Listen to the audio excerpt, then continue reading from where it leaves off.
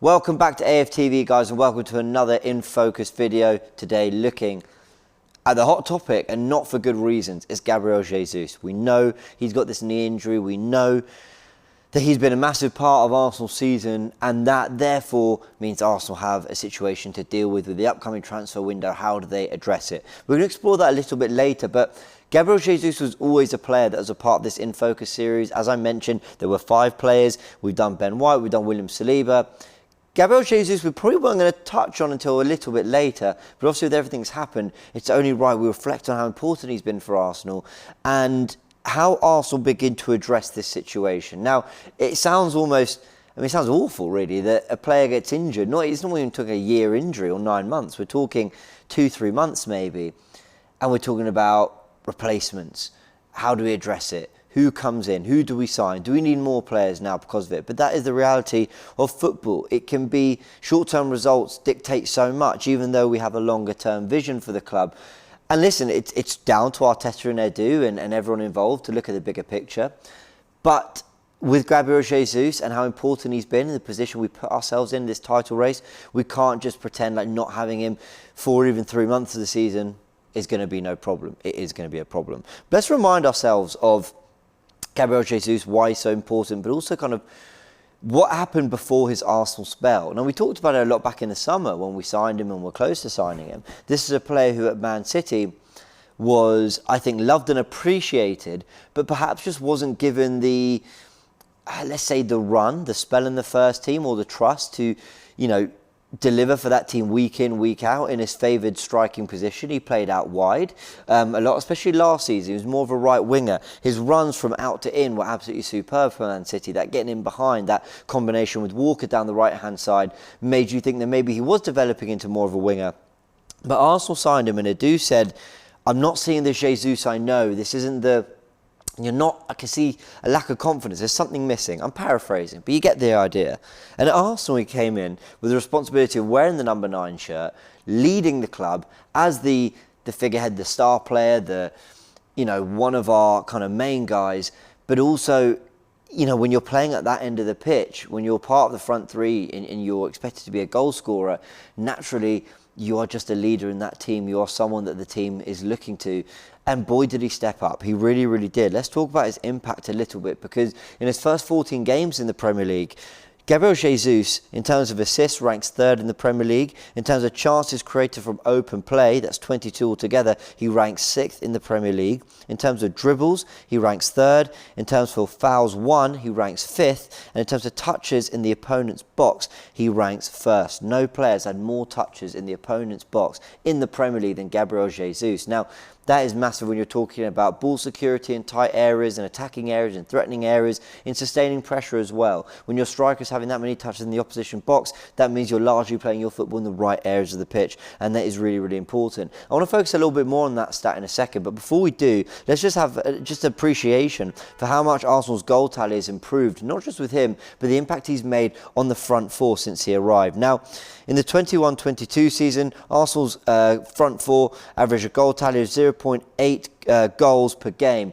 That is Martinelli, Saka, Odegaard and Lacazette, I believe. They're the players who played the majority of the season. We know that Smith Rowe contributed a lot of goals, but he just wasn't as regular a starter, especially from sort of November, December onwards. Couple injuries played a part, but largely Martinelli and Saka were playing brilliantly, but what an impact he had on the bench as well. So 0.8 goals per game from the front four in the 21-22 season. In the 22-23 season already, we're looking at 1.5 goals per game from Arsenal's front four. It's gone up massively. In fact, Arsenal scored 33 goals in 14 games this season, and they only managed 61 across the whole of last season. These are some of the numbers that we actually touched on in the Behind the Numbers video that Turkish and I did on this very set exactly, and we discussed that, for all the areas Arsenal improved in terms of controlling games or whatever, they've just got a better efficiency in the final third. And a big part of that is down to the way Gabriel Jesus, yes, he plays up front, but he aids everything else around him as well. Arsenal currently on course for 90 goals across 38-game Premier League season, which would be a massive jump from what we've been used to for even the last 5 years, but maybe the last decade. Let's compare some of his stats per 90 to Lacazette and Aubameyang's last year. We're doing it in per 90 because it wouldn't be fair to purely Aubameyang didn't play really from December onwards, and then he left in January. Lacazette wasn't really seen a starter till that December period, and then the run-in, and then lost his place to Nketiah. So it's only right that we do this per 90. If you look at goals per 90, Jesus beats them both for 0.41 goals to 0.2 for Laka and 0.35 for Aubameyang. Again, this is a player who isn't massively considered a goal threat, has actually not scored for a while, but his goals per 90 already this season looking a lot better than the other two last season. He's even averaging more shots, 3.33 to 2.17 and 2.86. He's averaging far more touches, 45 to around 32 and 27 for Lacazette and Aubameyang, and touches in the penalty area around 8 to 5.25 and 4.25 for Lacazette and Aubameyang. So these are the sort of stats that you associate with your threatening forward, your goal threat, your fox in the box, your poacher who's trying to get goals, who's trying to, add numbers to that tally. He beats them both for that area. But there were other areas as well that this number 9 of Arsenal's under Mikel Arteta had to adapt to. They had to do other things. They had to contribute to larger phases of play. And this is where Alex Lacazette, I think, struggled a lot. And this is why, actually, that's a lie. I've said that wrong. He didn't struggle a lot, but his ability to score goals, I think, was impeded by the fact that he was trying to contribute so much across other areas of the pitch. And you see it in some of these numbers. In terms of tackles per 90, Lacazette actually comes out on top with 1.36, but Jesus up there with 1.13, and Aubameyang's number's not too bad, but the worst there as well. In terms of interceptions per 90, 0.38 to 0.25, and no interceptions across the whole of last season for Aubameyang. Again, this aids to the press, Arsenal playing up the pitch. Jesus does that very, very well and leads it brilliantly. And again, when you look at shot creating actions, Jesus with the most, and expected assists, Jesus with the most as well. So it's about contributing to the defensive side of things, it's about pressing as well, it's about your overall ability to create goals, create chances. Now, what did we see from Jesus in that Wolves game? Arsenal, not at their best, not playing badly, but just probing, struggling to find that opening, struggling to mix it up a little bit in terms of causing Wolves problems. That back three was solid, but Jesus pulls out wide. He says, okay, Martinelli's driven inside. Let me go out wide and make sure that we're still stretching that pitch and keeping it really nice and open. When he receives that ball, he drives inside because he's got that ability to drive, dribble, commit players, take 2 or 3 out the game with his run and his movement, and then feed that ball in behind to Fabio Vieira, who chips it into Odegaard for the finish. That goal, brilliant assist from Vieira. Odegaard's the one with the goal and the one who everyone's singing about at the end, sure, but the goal happens because of Gabriel Jesus. So when we're talking about transforming the attack, he's transformed it because of his ability to interchange with Martinelli, because of his ability to drop into midfield and do quite literally what Mikel Arteta asks every player to do in the squad, which is contribute to all phases of play. He wants his team to be able to defend in a deep block. He wants them to be able to press high up the pitch. He wants them to be able to combine and create and be able to put the ball in the back of the net. That's why he's seeing Xhaka's goal tally go up. Nketiah even contributes to the little bit. Martinelli and Saka and Odegaard getting goals as well. Everyone has to do a little bit of everything. So when we're discussing solutions to Gabriel Jesus' injury problems and how Arsenal can maintain, maybe not this level, but somewhere similar, for the months that Jesus is missing, you've got to consider all these facts. You've got to consider all these attributes. And when you do that, it makes it quite difficult to pinpoint who exactly is that perfect option, because I actually don't know if there are many, maybe 2 or 3 other strikers in world football that can actually do everything that Jesus is doing for Arsenal in that very particular Arteta system and in that role that he asked for. So, looking at some solutions, I think the first thing to start with is obviously Eddie Nketiah. Now, do I back the guy to score goals? I absolutely do. Do I think he's got more to offer than he's actually given credit for? Yeah, I think he's a better ball carrier than people say. I think he's a better dribbler. I think he's got good pace in behind, and he does have an eye for goal. I don't think anyone will question that. The question with Eddie Nketiah is he that complete package when you're also including things like experience? One thing I probably didn't touch on there, but definitely has to be considered, is how Gabriel Jesus has played in title races. He's played at Anfield and scored goals at Anfield. He's played against Real Madrid in a Champions League semi-final. The World Cup he's just left was his second World Cup he's competed in. He's only 25 years old. Gabriel Jesus is a massive talent who has had a real vast amount of experience for someone who's actually not even regularly been a first teamer for Manchester City either, and has had sort of his ins and outs with the Brazil sort of first 11 as well. Does Eddie have that experience? When Martinelli and Saka are doing their thing and Odegaard's combining with them, do they get a comfort from Jesus being that experienced focal point as well? I just wonder, because I actually think Eddie can do a lot to fill in for Gabriel Jesus in that time. I think he can offer a lot more than people are giving him credit for. And the one thing he definitely has is an eye for goal. So if we can create at the level we've been creating, he will definitely be, you know, one who benefits from that. But again, Jesus has been part of the creativity. So how much do you gain for how much do you lose? That kind of thing. The other option is Martinelli up front. Now, if you're to go Martinelli up front, I think you're probably going for the best like-for-like option in the squad. His sort of ability to control the ball with his back to defenders, close control, his ability to shimmy one way, then go the other, sort of be really awkward and wriggly to deal with. I think he's got all that. He's a good header of the ball. He can score goals. You only got to look at the goal against Nottingham Forest, dancing in the box with a lovely header. That's good centre forwards play. I think Martinelli has all of that in abundance.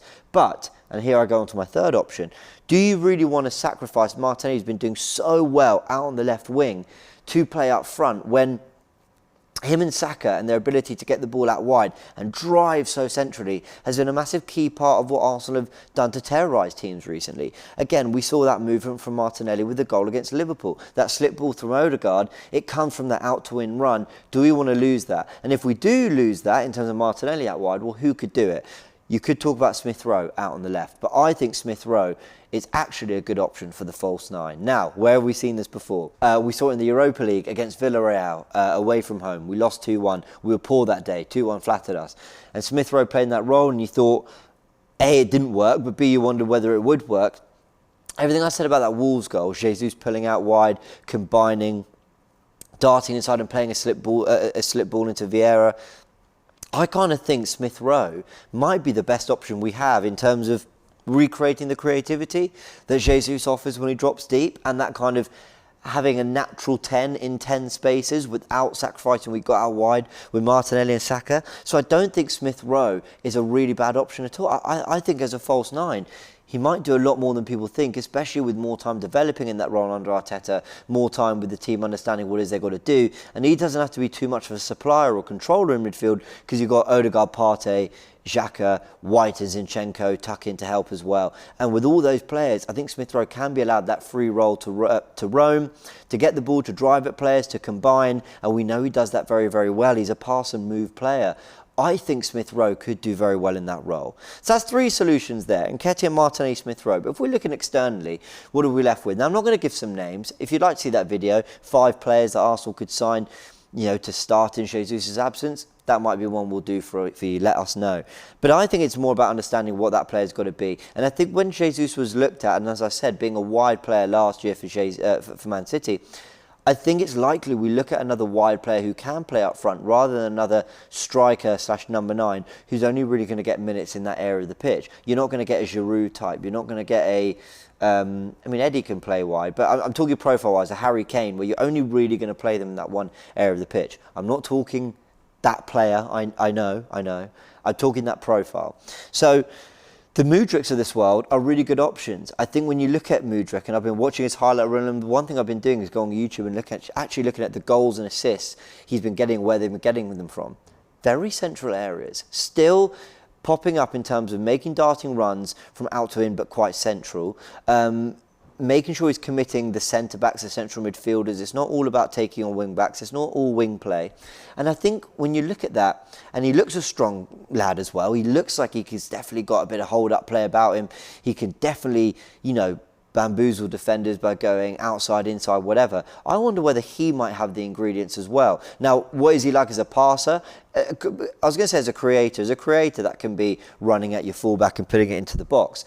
But it's also how is he as just a raw passer, as someone who can combine with players. I don't know, we'll see. But players like Mudryk, there's cheaper options being talked about like Depay, and then there's the really out there options like João Felix, which would be an amazing one to pull off. But you wonder whether that's a deal Arsenal could realistically do in January. Those kind of options, I think, are ones that Arsenal should really be looking at. They're players that have in the past played as wingers, that have naturally developed as more creators, but they've found an eye for scoring goals and have been moved centrally in the same way Sadio Mane and Mo Salah have had at times at Liverpool, and now Mane's at Bayern. You wonder whether they might have that same trajectory, and any wide forward we sign might have a similar thing. Or we might get an out-and-out winger so that Martinelli can play up front, and then between him and Nketiah, that's sorted. I don't know, guys. I'd love to know, but it's really important when you look at those numbers that I mentioned about Jesus with Lacazette and Aubameyang. They've got to be the complete package, this option. They've got to be able to press, they've got to be able to run at players, they've got to be able to create, and they've got to be able to put the ball in the back of the net. All right, guys, I'm going to leave it there. That's my little in focus on Gabriel Jesus and why, as a complete option, a bit like I said with Ben White, as a complete right back, as a complete striker, Jesus has contributed to so many areas, and how if we're going to address this in January, it's very, very important we look at what Jesus has offered, and then we go for a very similar profile of player. I know people are looking for that target man, out and out goal scoring number 9. I don't know if that derails Arsenal and what they've been doing in terms of their system too much to accommodate for a goal scorer, when really we could get someone in who still contributes goals but ultimately doesn't disrupt the flow of the team. And I think that's a big reason why Eddie did ultimately get the contract, is because he can play in those similar positions and adopt a similar role. And he's one that Arteta trusts. So do you trust him? That's the big question. Is he going to come in and start? I think he is. I think that's the first option that Arsenal are going to look to in terms of addressing this. And then January will come just 5 days after that first Premier League game against West Ham, back from the World Cup, and we'll see what they do in the January window. Let me know your thoughts. Let me know players you think we should look at, and then we can build a video around that. A big thank you to everyone who's followed this series. This was episode 3 of In Focus. Like the video if you enjoyed it, and we'll catch you on the next one.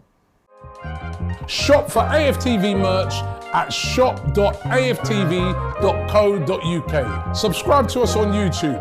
Follow us on Instagram, Facebook, Twitter, TikTok, Snapchat and Twitch. We've got content for every platform, so check it out.